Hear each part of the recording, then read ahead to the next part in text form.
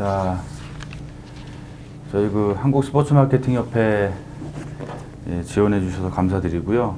일단은 시작하기 전에 뭐 코로나 상황이긴 하지만 일단 면접을 원활하게 진행하기 위해서 마스크는 잠시 벗고 진행하겠습니다. 네, 알겠습니다. 마스크를 벗고 진행하겠습니다.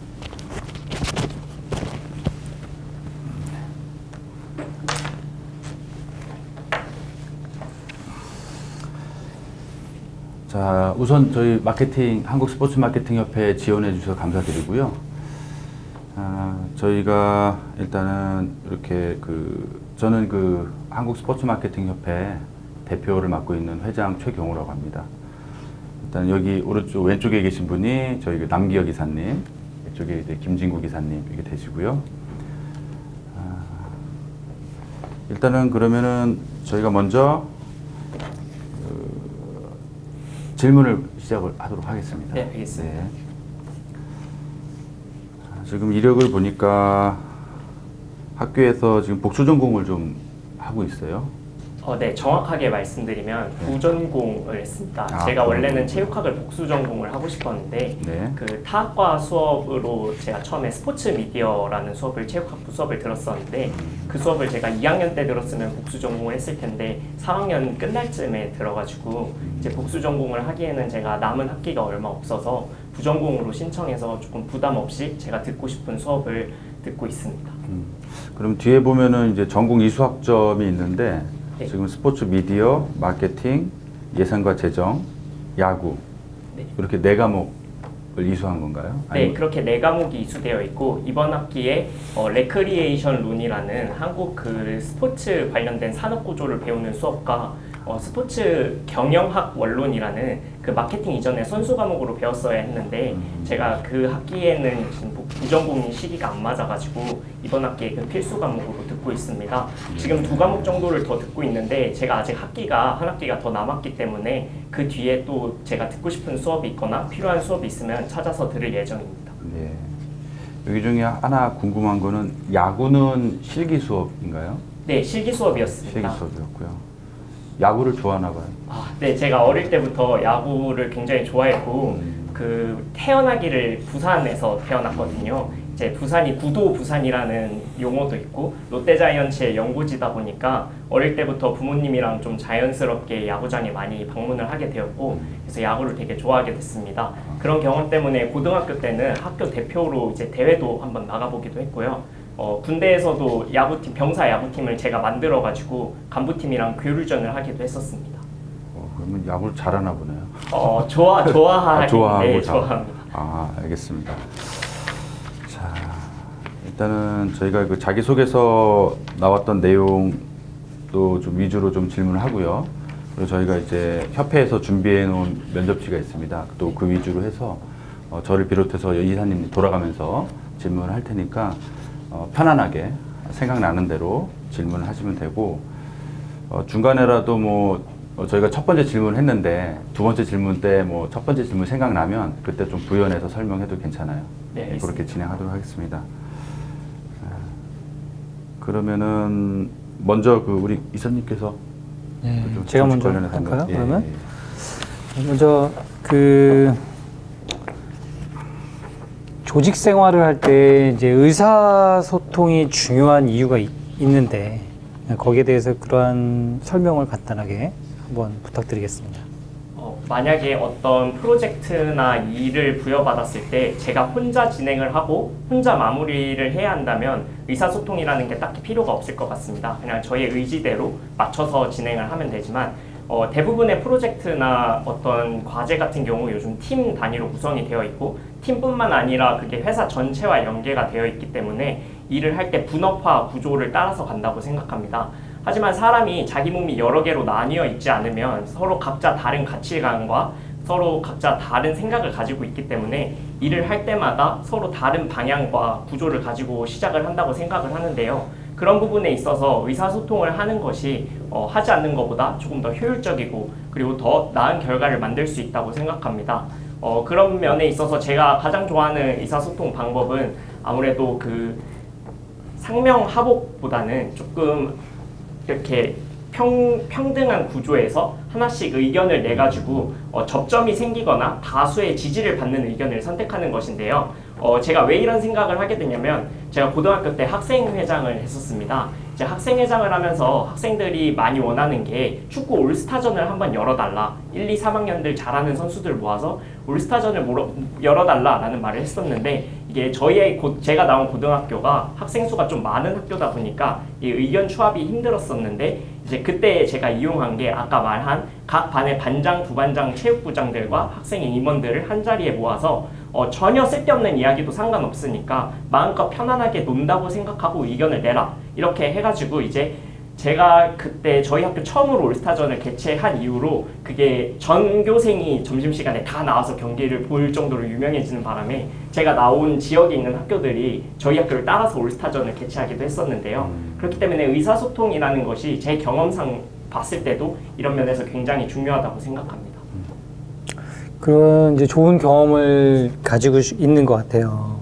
근데 의사소통을 할 때 우리가 어떤 조직 생활을 할 때 의사소통의 어떤 명확성이 굉장히 중요한데 그러한 명확한 의사소통을 하지 않음으로써 발생할 수 있는 문제점에 대한 설명을 좀 간략하게 부탁드리겠습니다. 그 의사소통이 명확하지 않다라고 하는 게 제가 이해했을 때는 하고 싶은 말이나 그 내고 싶은 의견이 있는데 내지 못하거나 그냥 묻어가는 거라고 이해를 했는데 혹시 이게 맞나요? 그런 의사소통도 있을 수 있겠죠. 그리고 어떤 내용에 대해서 이제 해석하고 또 향후에 그걸 이제 분석해서 앞으로 우리가 해야 될 롤에 대한 의사소통이 또 명확하지 않으면 여러 가지 또 문제점이 발생할 수도 있겠죠. 이제 그러한 부분에서는 지금 제가 말씀드린 것도 하나의 예고 다양한 이제 문제점이 발생할 수가 있어요. 그래서 그러한 부분에 있어서 한번 설명을 간략하게 한번 부탁드리겠습니다. 이사님, 네. 좀 어려우실 것 같아가지고 네. 아까 전에 이제 축구 올스타전을 좀 상상을 해보시면 좋을 것 같은데 아마도 이제 각급 반장이랑 체육부장들이랑 같이 이제 어떤 논의를 했었을 거 아니에요. 네. 그럼 이제 여러 가지 의견들이 많이 나올 수 있고 또 의견들에 대한 부분들을 서로 뭐 오해하거나 좀 잘못 이해하거나 뭐 이런 부분들도 분명히 사람이 많아질수록 조직이 커질수록 그런 오해들이 많이 생길 수 있거든요. 그러면 이제 원래 의도했던 방향이랑 다른 방향으로 갈 수가 있으니까 그런 경우 지금 면접자 같은 경우에 이제 문제점이 그런 거 어떤 식으로 발생할 수 있는지 뭐 또 거기에 대한 어떤 대응책 뭐 이런 것들은 좀 어떤 것들이 있는지 뭐 이론이나 경험에 의해서 좀 설명해 주시면 좋을 것 같아요. 네, 감사합니다.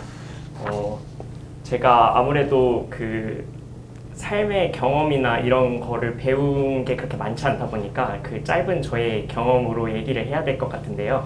그 이사님께서 말씀해 주신 대로 그 제가 올스타전을 열었을 때 경험을 비춰보면 제가 나온 학교가 한 학년에 15학급 정도 되니까 반장, 부반장, 체육부장 3명씩 모으면은 거의 한 100명 정도가 됩니다. 그러다 보니까 아까 말씀해 주신 대로 해석하는 문제에 있어서도 굉장히 많은 오해가 있었는데요.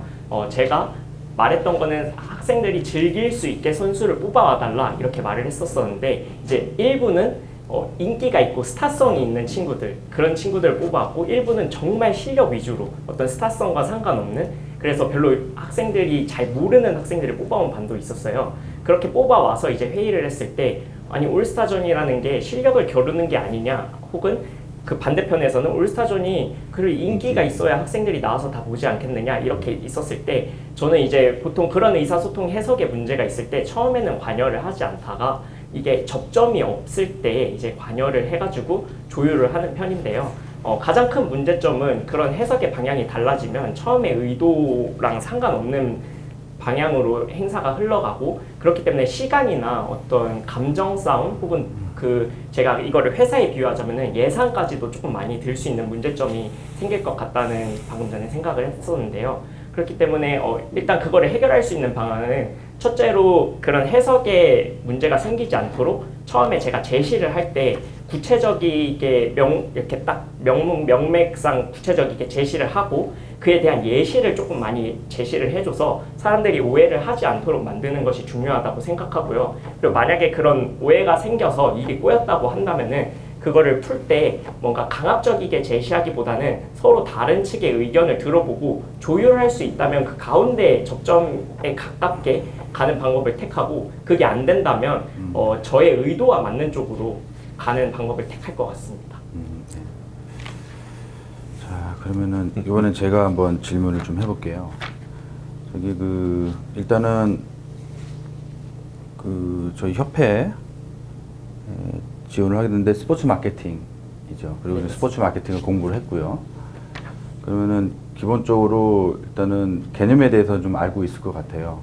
그럼 스포츠 마케팅이 뭔지 한번 설명해 보시겠어요? 간단하게. 개념만. 네, 간단하게 개념을 설명해 보자면 기업이 스포츠 선수나 어떤 스포츠에 관련된 이미지를 가지고 기업의 가치와 이미지를 제고하여서 그것을 발전시키는 것을 의미한다고 생각합니다. 여기에 저의 그 어떤 의견을 살짝 섞어본다면 스포츠 마케팅이 결국 추구하는 것은 이런 가치와 이미지 제고를 통한 스포츠 산업의 파이를 확대시키는 거라고 생각하는데요. 그런 면에 있어서 저는 스포츠 마케팅의 어떤 경제학적인 요소가 굉장히 많이 도움이 될 거라는 생각을 하고 있습니다. 그래서 부전공이라고 그랬죠 아까? 네, 체육학부가 부전공입니다. 그럼 스포츠 예산과 재정 이 부분에서 이제 방금 지원자가 얘기했던 네. 그런 내용들을 좀 공부를 하고 네. 이해를 좀 했겠군요. 아, 네, 맞습니다. 이분이 한번 네, 아까 질문 드린 거에 좀 하나만 더 확인하고 싶은 게 있는데요. 스포츠 마케팅이 지금 말씀하신 내용이 이제 한쪽 면이라고 하면 원래 주가 되는 거는 이제 스포츠의 마케팅이라고 해서 스포츠 자체에 대한 부분들이 이제 우선이 돼야 되거든요. 예를 들어서 뭐 올림픽이라든지 월드컵이라고 하는 그런 이벤트들이 있기 때문에 기업이 참여를 하고 파생 산업들이 이제 커지는 건데 지금 그 연접자가 말씀하시는 스포츠 마케팅의 주된 개념을 보면 이게 파생 산업에 더 관심을 가지고 계시는 건지 그걸 좀 확인하고 싶어가지고 어떻게 일단 관심 분야가 이제 스포츠 산업도 여러 가지가 있을 텐데 관심 분야에 대한 부분들을 좀 본인의 관심 분야. 제가 스포츠 산업에서 가장 관심이 많은 분야는 그 이사님께서 말씀해주신 대로 살짝 어떤 주된 그 말씀해주신 개념에 가깝다기보다는 좀 파생 상품에 관심이 많은 것 같은데요. 제가 제일 관심이 많은 분야는 스포츠 에이전시나 그래요? 네, 그리고 어떤 기업에 있어서 그 가치 투자를 해서 스노우볼링 시키는 것에 조금 더 많은 관심을 가지고 있습니다. 유럽에 다녀오셨다고 했는데 뭐 어디를 다녀오신 거예요? 제가 유럽 5개국을 다녀왔었는데요. 네. 독일로 시작해서 체코, 오스트리아, 스위스, 프랑스 그리고 다시 독일에서 한국을 오는 경로로 다녀왔습니다. 네, 그래서 좋아하는 팀의 경기장을 5군데를 다 갔다 오신 건가요? 제가 다섯 나라에서 전부 다 경기장을 갔다고는 말씀을 못 드리겠는데요. 그 배낭여행이고 금전적인 한계랑 시간적인 한계가 있어서 하지만 제가 꼭 가고 싶다라고 마음을 먹었던 경기장은 다 갔다 왔습니다. 예를 들면 제가 축구를 처음 보기 시작하게 만든 팀이 바이에른 뮌헨이라는 팀인데요. 그 알리안츠 아레나가 저녁 10시가 넘어가면 구장 전체의 전등이 색깔이 바뀝니다. 제가 이번에 그때 독일에 갔을 때 목표가 하얀색인 알리안츠 아레나를 보고 전등이 바뀌었을 때 알리안츠 아레나를 보자 이런 목표를 세우고 갔었는데요. 그래서 6시 반에 가서 맥주 한 캔을 들고 그 앞에서 4시간 앉아 있다가 전등이 바뀌는 것까지 찍고 왔었는데요. 그래서 그런 부분이 아직까지 저한테 많이 기억에 남아서 자소서에 적혀 있는 것 같습니다. 그게 언제쯤이에요? 2015년도 여름입니다. 이제 배낭여행 혼자 다녀오신 네, 혼자 거예요? 다녔습니다. 아니 여기 그거 관련해 가지고 이제 외국어 관련해서 뭐 표기되어 있는 부분들이 전혀 없어가지고 뭐 혼자 그 유럽을 다녀오실 정도면 외국어 실력이 어느 정도인지 이 내용이 전혀 없어서 좀 말씀을 좀 해주시면 좋을 것 같네요. 제가 그 문맥화된 외국어 성적은 토익 성적밖에 없는데요. 그것도 저희 가장 최고점은 지금 만료가 돼서 사라져가지고 예. 이렇게 말씀은 드릴 수 없는데 지금 825점이 아마 남아 있는 걸로 알고 있어요. 근데 장학금을 받으려고 급하게 시험을 봐가지고 그래서 그 이외에 제가 유럽에 갔을 때는 대부분은 다 영어로 의사소통을 했었고요. 의사소통의 수준은 아무래도 그렇게 높지는 않지만 제가 여행 갔을 때 어떤 행선지를 묻거나 뭐 어디 불편하죠. 굶어 죽지 않을 정도로는 충분히 좀 자연스럽게 할 수 있다고 생각하고 제가 군대에 있을 때 좀 운이 좋아서 공부를 할 기회가 많았는데 그때 프랑스어를 혼자 공부를 했어서 그거에 대한 기본이 조금은 남아있고 뭐 이렇게 자연스럽게 할 수 있는 정도는 아니고 딱 드문드문 봤을 때 아 이게 이런 문맥이었었던 것 같은데 라고 추론할 정도로 되어 있어서 제가 취업이 끝나고 나면 프랑스어랑 독일어는 혼자 따로 공부해보고 싶은 마음이 있습니다. 자, 그 옆에서 그 이사님께서 질문을 한 이유가 이제 설명이 들어갔지만 그래도 요즘 스포츠 마케팅이 일단은 국내 한정짓기에는 아무래도 어떤 그 사이즈가 작기 때문에 당연히 글로벌 스포츠 마케팅을 추구해야 되는 차원에서 일단은 뭐 그 지금 시작 단계잖아요. 네. 시작 단계에서도 마찬가지고 그런 차원에서는 일단 외국어가 뭐 솔직히 뭐 국내에서만 활동하면은 뭐 없어도 되겠지만 그래도 확장하는 의미에서는 외국어가 좀 있을 땐 무기가 될 수 있다. 그런 차원에서 한번 질문을 하신 것 같고요. 자, 그리고 아까 부연 설명 제가 좀 중간에 물어보고 싶은 게 아까 그 경기장에서 그럼 이제 4시간 정도 기다렸다가 그걸 바뀌는 걸 보고 맥주캔 들고 캔 찌그러뜨리고 바로 오진 않았을 거 아니에요. 아, 네, 맞습니다. 그래서 이렇게 좀 뭔가 남다른 어떤 그 목표가 있었었고 거기에서 그럼 어떤 걸 좀 느꼈는지 그런 부분들 좀 얘기 좀 해주시겠어요? 네, 우선 알리안츠 아레나에서는 그렇게 막 크게 많이 느낀 거는 없었던 것 같아요. 그냥 제가 가장 좋아했던 구단의 구장이었고 그런 상징성을 한번 보고 싶다는 마음에 무작정 기다린 거기 때문에 그냥 되게 아름답다. 오늘은 여기서 죽어도 여한이 없다. 이 정도만 느꼈던 것 같고 제가 무언가 조금 마케팅적으로 많이 느낀 거는 오히려 프랑크푸르트에서 많이 느꼈던 것 같은데요.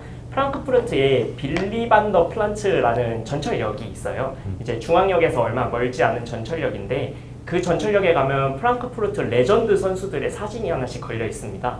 근데 그 사진의 가장 앞쪽에 차범근 선수 현역 시절 사진이 걸려 있어요. 근데 저는 경기장보다 그 빌리 반더 플란츠 역을 훨씬 더 가고 싶었기 때문에 프랑크푸르트를 방문을 했었는데요. 이제 거기서 많이 느낀 게 뭐냐면 제가 사진을 찍을 때 아무리 봐도 거기는 독일이니까 동양인이 많이 없잖아요. 이제 제가 사진을 찍으니까 옆에서 독일 분들이 와서 이제 코리아 한국이냐, 차분 나라에서 왔냐 이런 걸 물어보는데 그게 어떤 뭐 생활 속에 녹아 있는 그런 구단과 도시 간의 협업을 통한 마케팅인데 그걸 통해서 해외 여행객의 유입을 일으킬 수도 있고 그 여행객이 와서 만족도를 더 높여서 갈 수도 있겠구나 이런 것들을 굉장히 많이 느껴서 제가 그때는 스포츠 마케팅에 대해서 그냥 마케팅 스포츠 마케팅 그냥 아디다스 메시, 나이키 호날두 이런 용품 판촉이 아닌가? 이런 생각을 되게 많이 갖고 있었는데 그 여행 이후로 굉장히 생각이 많이 바뀌게 되었습니다. 거기에 더해서 제가 스위스의 바젤이라는 곳도 한번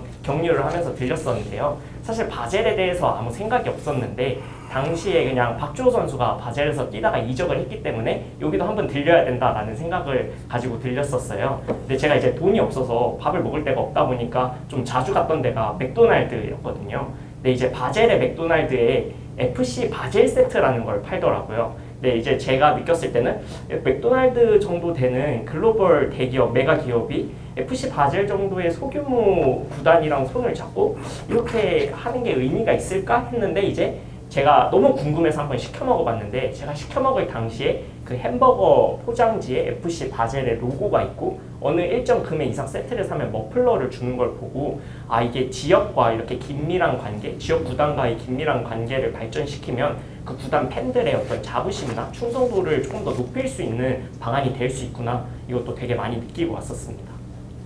좀 부연해서 독일도 다녀오시고 해가지고 여쭤보고 싶은 게 있는데요. 저도 그곳을 다 방문하고 왔었어가지고 이 분위기를 아는데 보면 경기가 있는 날 보면 뭐 프랑크푸르트든 뮌헨이든 간에 그 지역 사람들이 그 축구 경기에 대한 엄청난 관심을 많이 갖고 어디 가든 이제 그런 광경들을 많이 볼 수가 있어요. 그게 이제 뭐 아까 말씀하신 뭐 지역 유착이 같이 할 수 있는 이제 스포츠 마케팅이 구조가 될 수 있는 어떤 전제가 되는데 이제 우리나라는 그런 분위기가 별로 없단 말이죠.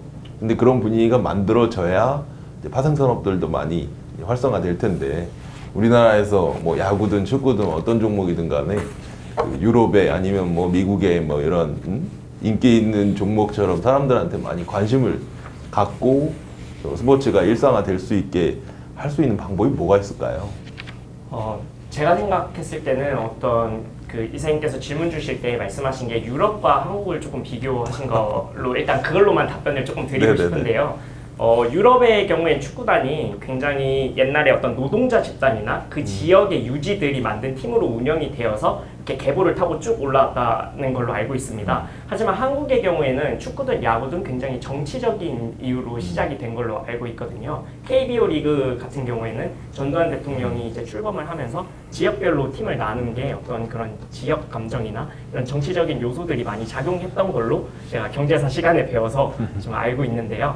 어떤 이런 시작점이 다르기 때문에 어떤 저변을 똑같이 맞춰서 가는 거는 시간이 굉장히 오래 들거나 어렵다고 생각을 합니다. 대신에 이제 한국인의 특성이 있다면 어떤 응원 문화가 저는 전 세계에서 탑이라고 생각을 하거든요. 이번에 코로나 시대로 인해서 미국에서 KBO 중계권을 수입해 가면서 어떤 그 예전에 있었던 영상들을 보면서 어떤 응원 문화에 빠지기도 하고 이런 부분들과 저는 한국인이 가지고 있는 특성 중에 가장 좋은 게 내 팀을 내가 욕하는 건 괜찮지만 남이 욕하는 건 싫다 이런 감정이 있다고 생각하는데 그런 걸 이용해서 어떤 더비 매치에 대한 마케팅을 조금 더 견고하게 한다면 유럽에 비교해서 완전히 똑같게 가진 못하지만 지금보다 훨씬 더 많은 관중을 유입하지 않을까 생각을 하고 있습니다.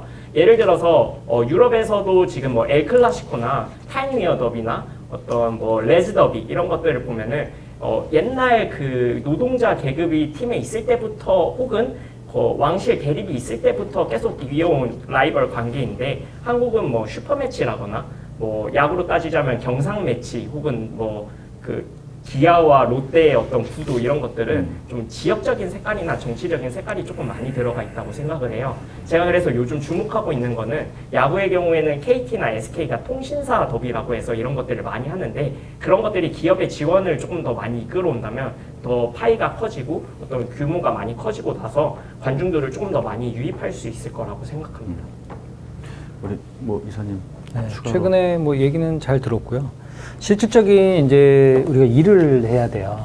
그래서 우리 이제 스포츠 마케팅에서 많은 직원들을 지금까지 뽑아봤는데 문제점이 여러 가지로 이제 잘하는 사람도 있고 못하는 사람도 있는데 가장 기본적인 거는 크게 두 가지로 간단하게 요약하자면 기초적인 그 직업 능력 중에서 우리가 이제 NCS 기준으로 했을 때 아까도 제가 말씀드렸지만 의사소통 안에서 문서 작성에 대한 능력이 좀 필요를 해요.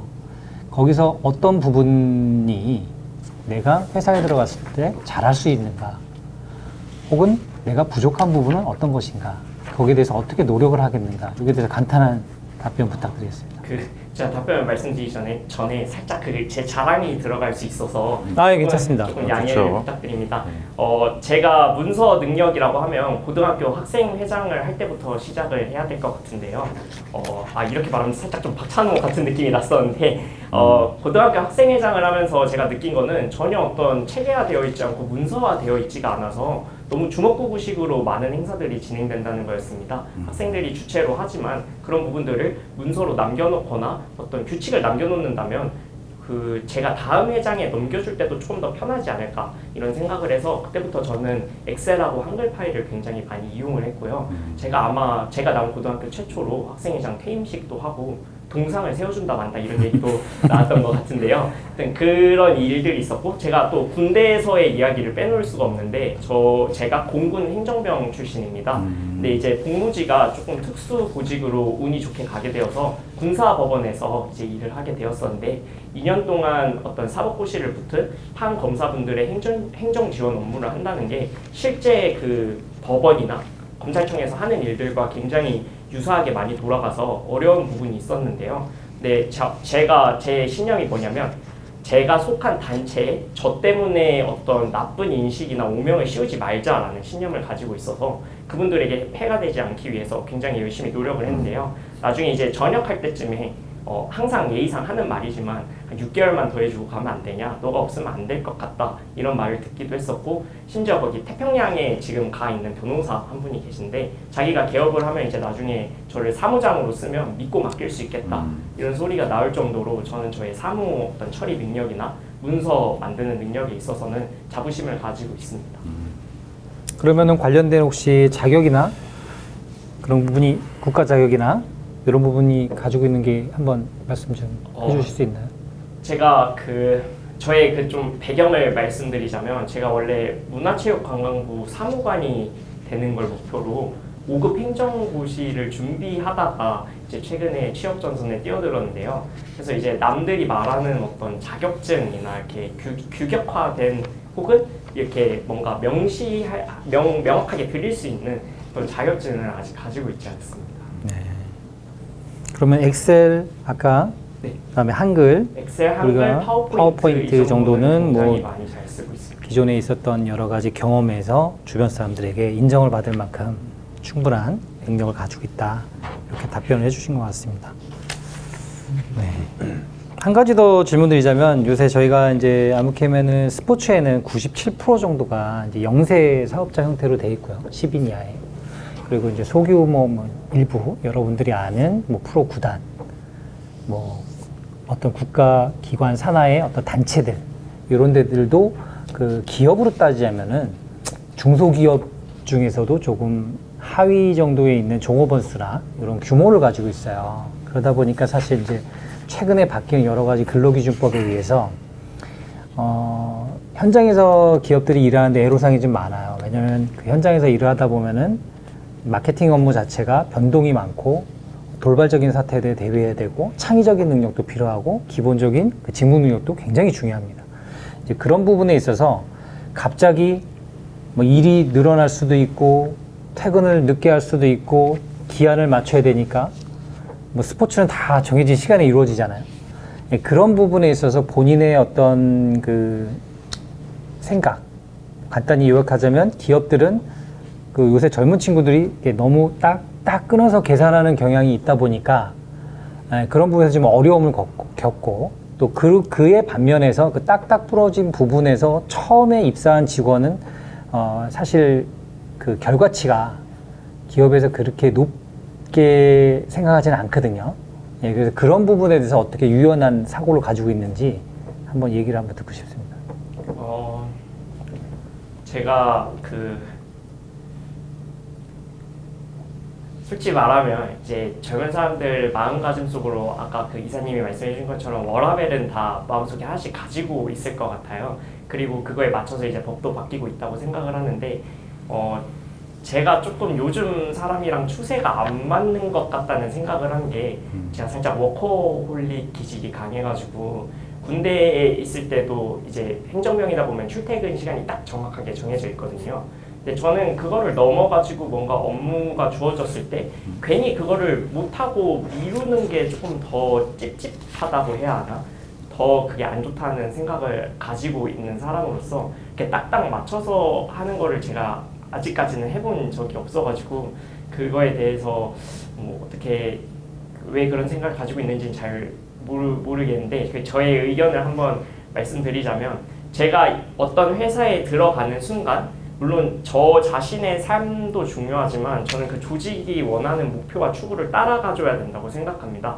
그런 비전과 목표가 맞기 때문에 그 회사에 지원을 했을 거고 그러면 어느 정도 내가 손해를 하거나 희생을 했을 때 어떤 목표, 비전이 완성된다고 생각을 하기 때문에 그런 부분에 있어서 스포츠 마케터를 하다 보면 저도 이제 주변에서 이야기를 들으면 퇴근을 하고 나서도 일을 해야 되는 경우가 생길 수 있고 주말이 없는 경우도 있으며 마감 시간이 겹치면 집에도 못 간다 이런 소리를 들었는데 사실 제가 바라던 로망 중에 하나였습니다. 회사에 가게 되면 야근을 좀 해보고 야근하면서 좀 야식도 먹어보고 또 회사에 그런 로망스가 있기 때문에 저는 그런 부분이 있다면 조금 저는 그런 말을 믿습니다. 피하지 못하면 즐기라고. 어차피 계속 피하려고 마음을 먹게 되면 하기 싫은 일들만 쌓이게 되는데 그냥 빨리 즐기자, 즐기듯이 해버리자 이런 생각을 가지게 되면 그런 것들도 뭐 소소한 행복이고 저에게 나중에 돌아보면 커리어 면에서는 더 도움이 많이 되지 않을까 하는 생각을 가지고 있습니다. 예. 일단 지금 면접자가 얘기했던 그런 부분들, 그 협회에서도 그 대학에서 하는 캡스톤 디자인이나 현장 실습 이런 부분들 지원을 좀 많이 하고 있는데, 그 항상 그거를 실습을 하고 나면 좋은 학생들이 지원을 해요. 해서 이제 실습을 거치고 났는데 항상 문제점들은 발생을 하게 되죠. 아직은 공부하는 학생들이니까. 지금 면접자는 이제 지금 취업을 준비하는 단계고, 그 친구들보다는 조금 더 많이 이제 그 보완된 상태에서 가는데, 지금 옆에 그 이사님께서 말씀하신 것처럼 보면은 기본적으로 좀 해야 되는 것들이 있는데, 그런 부분들이 학교에서는 많이 부족하더라고요. 그래서 이제 그 미스매칭 되는 부분이 있어서 아까 말씀하신 것처럼 이제 NCS라는 게 도입되고 했는데, 기본적으로 이제 문서 작성에 대해서는 이제 질문을 해서 답변을 했고, 그다음에 우리 그 중에서 중요한 것 중에 하나가 또 이제 문제 해결 능력이 있습니다. 그 부분도 아까 앞서서 그 고등학교 때 경험이라든지 다양한 동아리 활동을 통해서 해서 또 그 얘기 나온 것 같고, 전공에 대한 지식도 좀 어느 정도 좀 된 것 같은데, 방금 그 직업에 대한 어떤 윤리 의식이라는 부분이 있습니다. 그럼 이제 스포츠 마케터가 방금 얘기했던 것처럼 주어진 일을 하고 나서 그 외에 이제 그 뭐라 그럴까, 그 발생할 수 있는 예상치 못했던 일들이 있을 수가 있어요. 예상치 못했던 일들. 예, 그런 부분들이 있을 때 좀 이렇게 좀 유연하게 대처할 수 있는 게 필요하거든요. 그럼 혹시나 그 스포츠 마케팅 어떤 분야에서 뭐 그런 사례를 혹시 본 적이 있는지, 예를 들면 그 어떤 그 예전에 이제 김연아 어떤 갈라쇼를 하기 위해서 목동 아이스링크에서 모든 게 기획이 되고 진행이 되려고 했지만 그 옥상에서 불이 한번 난 적이 있었죠. 아, 네. 예, 알고 있습니다. 사례에 네. 대해서. 예. 그렇게 됐을 때 이제 스포츠 마케터들이 현장에서 그 임기응변이라고 해야 되겠죠. 그걸 해결을 해야 되는데 그건 매뉴얼이 없어요. 그럴 때 그 예를 들면 이제 본인의 경우에는 그 상황에서 어떻게 대처를 했겠는가, 이 부분 한번 좀 간략하게 좀 얘기해 보실래요? 저 잠시만 생각할 예, 시간을 그렇죠. 주시겠습니까? 그 상황을 이제 설정해 준 거예요. 네. 그 상황 똑같은 상황입니다. 이제 모든 이벤트가 기획이 됐고 그 상황에서 이제 진행이 그 스케줄대로 프로세스가 진행돼야 되는데 갑작스러운 어떤 안전사고가 발생을 했어요. 예, 그럴 때 그 이벤트를 진행해야 되는지 진행하지 말아야 되는지, 만약에 진행한다면은 왜 진행해야 되는지, 또 진행하지 않게 된다면은 왜 진행하지 말아야 되는지, 그 두 가지 측면으로 한번. 제가 이 마케터로서는 비슷한 경험이 없는데 소비자로 다가갔을 때는 비슷한 경험이 있어서 이제 그 부분을 토대로 한번 말씀드리고 싶은데요. 비슷한 경험이 어떤 거였냐면, 제가 청춘 페스티벌이라는 한강변에서 이제 돗자리 깔아놓고 편하게 노래 듣고 강사들 강연 들으면서 쉬는 그런 행사가 있는데, 제가 예약해 놓은 날이 폭우가 오는 바람에 이제 그거를 취소를 해줘야 하는 상황이 됐는데, 이제 그쪽 행사 주최자 측에서 어떤 공지나 대처가 굉장히 늦어져가지고 그 다음 해부터 그 예전에만큼 티켓 파워를 내지 못한 경우가 있었거든요. 제가 거기에 어떤 서포터즈 면접을 갔을 때도 비슷한 질문을 들었었는데, 제 입장은 만약에 김연아의 갈라쇼라는 큰 행사가 있고 그게 목동 아이스링크라는 굉장히 좋은 시설을 대여를 했을 때 어떤 사고가 난다고 하면은 저는 우선 행사를 진행하지 않는 입장에 있을 것 같습니다. 첫 번째로 행사를 진행하게 된다면 단기적으로는 사람들의 어떤 경기를 보고 나서 그 경기에 대한 평가가 남게 되고 티켓 수익이 남게 되지만, 장기적으로 봤을 때 안전사고가 일어난 행사장에서 진행된 안전사고가 일어난 장소에서 진행된 행사에 있어서 그 많은 관중들을 통제할 수 있거나 그 안정감을 심어줄 수 있는 그 무언가가 없다고 생각을 합니다. 그렇기 때문에 그런 방해 요인들을 완벽하게 제거하지 않고 급하게 진행되는 행사는 어떤 단기적으로 봤을 때는 그거 되게 괜찮은 행사였어 라고 하지만, 제가 생각했을 때 그건 조금 요행에 바라는 행위가 아닌가 생각이 들고요. 어떤 행사를 건전하게 지속적으로 오래 가져간다고 한다면 물론 티켓 파워도 중요하지만 사람들이 안전하게 즐겁게 모든 걸 다 즐길 수 있는 상황이 돼야 된다고 생각합니다. 그렇기 때문에 제가 만약에 그런 상황이 됐다면 우선 제가 결재권자나 책임권자가 아니라는 가정하에 가장 먼저 급하게 이제 결제 라인에 전화를 해서 어떻게 해야 할까, 혹은 제가 이런 생각을 가지고 있는데 해도 될까를 물어보고 행동을 할 것 같은데요. 가장 처음에 할 행동은 일단 사과부터 할 것 같습니다. 제가 그런 행사들에 있어서 가장 화가 났던 것은 행사는 취소할 수도 있고 연기될 수도 있지만 어떤 주최자나 기획자에 있어서 진정성 있는 사과를 한 번도 들어본 적이 없습니다. 팬들이 있어서 그런 어떤 행사가 취소되고 미뤄지는 것이 자연재해나 어떤 재난 때문이라면 어쩔 수 없다는 걸 다 알고 있지만 그런 사과나 어떤 그 뒤에 대처에 대한 명백한 공지, 빠른 공지가 있다면 그런 민심 같은 것을 빨리 회복을 할 수 있다고 생각을 합니다. 그렇기 때문에 저는 우선 사과를 하고 그 결제 라인을 통해서 환불 지시에 대한 답을 얻으면 그거에 대한 공지를 제가 확성기를 들고 다니면서라도 현장에서 바로 할 것 같습니다. 네, 그러면은 또 하나, 요 내용은 계속 중간에 뭐 그냥 자유롭게 해도 되죠. 예. 요거는 아까 여기에 대한 답은 나왔습니다. 네, 그냥 나온 것 대충. 같아요. 네. 나온 것 같아요. 네 번째. 그래요. 그러면 꼭 이걸 다 해야 되나요? 아니요, 그렇진 않아요. 그렇진 않아요. 이게 중간에 여기 내용 자기 소개서 있는 내용 중에서도 질문하시면 되고요. 그러면은 뭐 어느 정도 뭐 추가적으로 뭐 더 하실 게 있나요? 다른 거 여기 있는 거 말고도? 마지막 여기 네 번째 제가 내가 요것도 좀 질문을 좀 하려고. 하세요 먼저. 그럴까요? 자, 그러면 일단은 저희 한국 스포츠 마케팅 협회에 이제 지원을 했잖아요. 네. 저희가 이제 협회 차원에서 진행하고 있는 사업들이 좀 몇 개 있습니다. 네. 뭐 진행하다가 중단된 것도 있고, 진행하고 있는 것도 있고, 진행하려고 계획된 것도 있고. 지금 지원자께서 자기소개서에다가 작성해준 내용 중에 뭐 트레일 러닝 대회 공동 주관이라든지 이번에 그 코로나하고 그 홍수 때문에 네, 취소됐던 네. 3on3 대회도 있었고. 자, 혹시 좀 공부를 했을 것 같은데 저희 협회에서 뭐 진행하고 있는 사업 한 가지에 대해서 한번 설명을 좀 해보고요. 그 다음에 그 해당 사업에 대해서 만약에 조금 알아봤다면 어떤 좀 개선해야 될 방향이 있는지 방안이 있는지 그 부분을 좀 간략하게 한번 설명해 보세요. 네.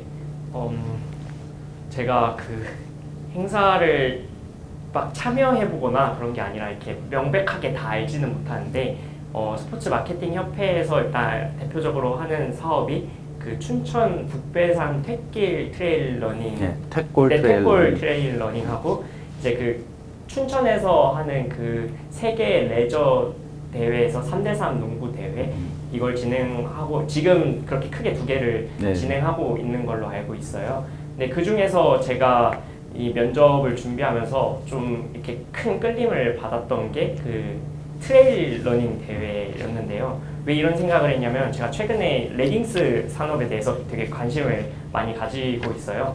어떤 뭐 조금 막 변태 이런 게 아니라 되게 급격하게 성장을 많이 이뤄낸 분야고 어떤 운동복의 메타를 굉장히 빠르게 바꾼 산업이라고 생각을 하거든요. 요즘 근데 여성분들이 러닝을 하거나 등산을 할 때 보면 예전에는 등산복이나 그냥 편한 추리닝을 입었을 텐데 요즘에 뭐 100개에 90에 95는 다 레깅스를 입고 운동을 한다고 생각을 합니다. 그런 부분에 있어서 그 택길 트레일 러닝 대회에 어떤 후원사나 이런 아이템, 그러니까 상품으로 증여되는 아이템을 어떤 레깅스 기업과 함께 해본다면은 조금 더 젊은 여자층 혹은 나이가 들어도 그런 거에 관심이 많은 층들의 유입을 더 많이 이끌어내지 않을까라는 생각을 하고 있었거든요.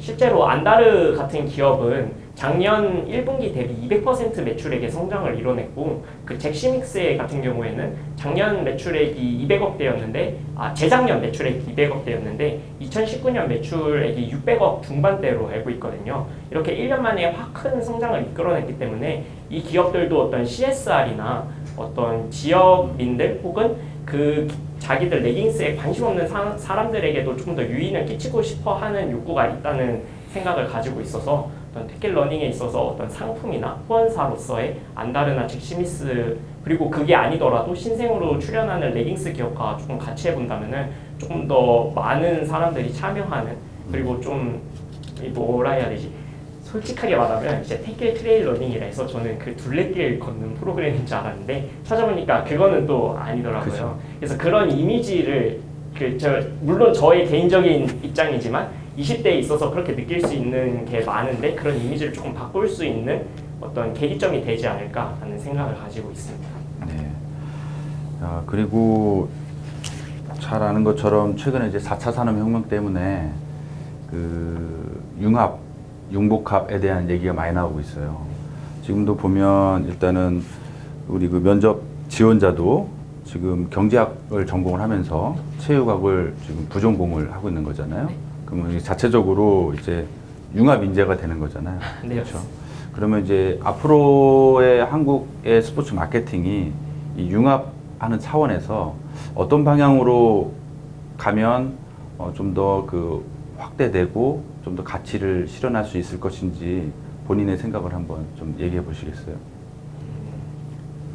저는 두 가지 정도를 생각을 해봤는데요.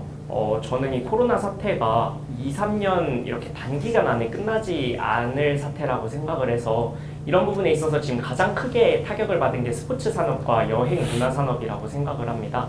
하지만 스포츠 산업은 여행 산업과 다르게 이것을 극복해 나갈 수 있는 방안이 있다고 생각을 하는데요. 최근에 이번 KBO 개막전을 보면 KT 위즈에서 시작한 언택트 시구라고 해서 사람이 마스크를 쓰고 야구공 큰 공 안에 들어가서 이렇게 굴러가서 포스랑 하이파이브를 하는 장면도 있었고 어떤 롯데자이언츠나 기아 타이거즈의 방한 응원전 해서 직관을 독려하는 이런 문화들이 굉장히 많았는데요.